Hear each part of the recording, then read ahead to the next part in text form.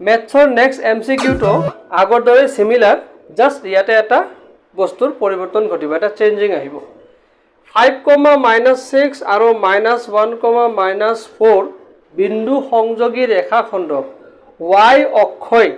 set কৰা অনুপাত হল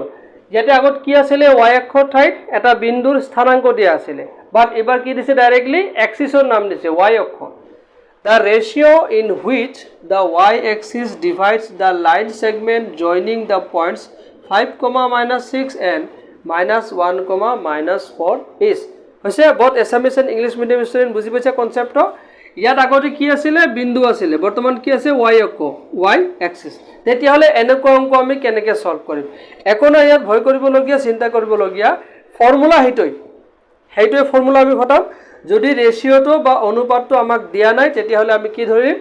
k:1 নহলে m:n এটো বেছি ইজি হয় গতিকে আমি k:1 ধৰিম x1 y1 আৰু x2 y2 এই গতিখিনি আমি ফৰ্মুলাত বহাই দিলো বহাই দিয়াৰ পিছত আমি এইখিনি বস্তু বল বাট ইয়াতে এটা তোমালোকে বস্তু ফোকাস কৰিবলগীয়া আছে আগত যেনেকৈ ইয়াতে সাপোজ কিবা এটা নাম্বাৰ দিয়া আছিল ইয়াতে কিবা এটা নাম্বাৰ দিয়া আছিল বাট ইয়াতে কোনো নাম্বাৰ দিয়া নাই ডাইৰেক্ট কি কৈছে y এক্সিসে তাৰ মানে y অক্ষয় সেই বিন্দু দুটা কাটিছে অৰ্থাৎ সেই দুটা পয়েন্ট জয়েন কৰাৰ পিছত সেই দুটা বিন্দু সংযোগ কৰাৰ পিছত y এক্সিসে দাগ কাটিছে তে y এক্সিসে কাটক বা এক্সিসে কাটক পয়েন্ট কিন্তু কোঅৰ্ডিনেটছৰ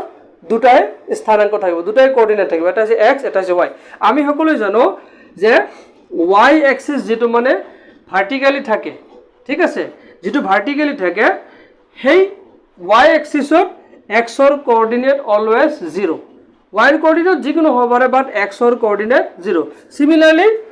x এক্সিসত কাৰ কোঅৰ্ডিনেট 0 y ৰ কোঅৰ্ডিনেট 0 এটো আমি কোঅৰ্ডিনেট জিওমেট্ৰিত পাইছিলো হেইটো কনসেপ্ট লৈ আমি ডাইৰেক্টলি কি বহাইছো x ৰ জাগাত 0 কাৰণ y এক্সিসত অলৱেজ x কোঅৰ্ডিনেট 0 এতিয়া আমি কি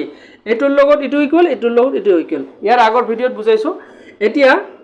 0 ইকুৱেল টু -k+5 / k+1 এখিনি সলিউশন কৰিলে আমি কি পাও k এৰ ভ্যালু কিমান পাও 5 পাও এতিয়া হলে আমাৰ ৰেশিওটো কি হ'ব k এর জায়গা যদি আমি 5 বহাই দিও 5:1 therefore our correct option is Roman number 1 now is that clear